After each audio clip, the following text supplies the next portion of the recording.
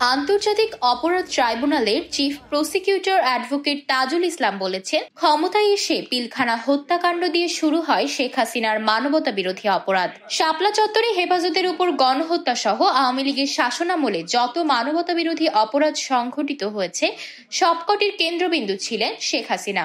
বাকি আসামিরা ছিলেন তার সহযোগী। এখানে মানবতা বিরোধী অপরাধ শুধু যে জুলাই আগস্টে হয়েছে তা কিন্তু নয়। এই সরকার অর্থাৎ বিগত যে আসামি যারা ছিলেন তাদের সরকার যখন ক্ষমতায় আসে তখন থেকে খুন এবং গণহত্যা করেছে তাই নয়, অপহরণ, গোপন কারাগারে আটক এবং টর্চারের যত ফর্ম আছে সেই ফর্মেই মানুষদেরকে টর্চার তারা করেছেন।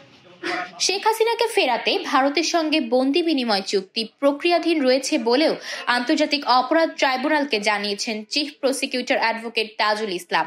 জুলাই আগস্টের গণহত্যা ও মানবতা বিরোধী অপরাধে জড়িত থাকার অভিযোগে গ্রেপ্তার সাবেক ৯ মন্ত্রী সহ ১৩ জনকে সোমবার আন্তর্জাতিক অপরাধ ট্রাইব্যুনালে হাজিরের পর শুনানিতে এসব কথা বলেন তিনি।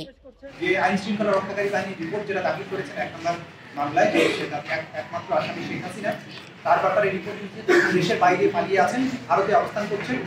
সেজন্য আমাদের পক্ষ থেকে আমরা ফরমাল রিকোয়েস্ট পাঠিয়েছি ইন্টারপোলের কাছে রেড নোটিশের মাধ্যমে যে তাকে পেলে যেন গ্রেপ্তার করা হয়। তাকে ফেরত দেওয়ার জন্য বাংলাদেশ গভর্নমেন্ট চিন্তা করছেন বলে গতকালকে প্রধান উপদেষ্টা তার বক্তব্য করেছেন। সুতরাং সেই প্রক্রিয়াতেও বাংলাদেশ যাচ্ছে। তিনি বলেন, গত ১৫ বছরে শাসনামলে এমন কোনো মানবতা বিরোধী অপরাধ নেই যেটা শেখ হাসিনা করেননি। আর উপস্থিত এই আসামিরা এসব অপরাধ সংগঠনে সহযোগিতা করে গেছেন। সবশেষ জুলাই আগস্ট ছাত্র জনতার আন্দোলনে ১৫০০০-এর বেশি মানুষকে হত্যা, অঙ্গহানি সহ ২৫,০০০-এর বেশি মানুষ আহত হয়েছেন। গণহত্যার মধ্য দিয়ে শেখ হাসিনা চেয়েছিলেন ক্ষমতা প্রলম্বিত করতে। সোমবার বেলা ১১টার দিকে ১৩ আসামির বিরুদ্ধে অভিযোগের বিষয়ে শুনানি শুরু হয়।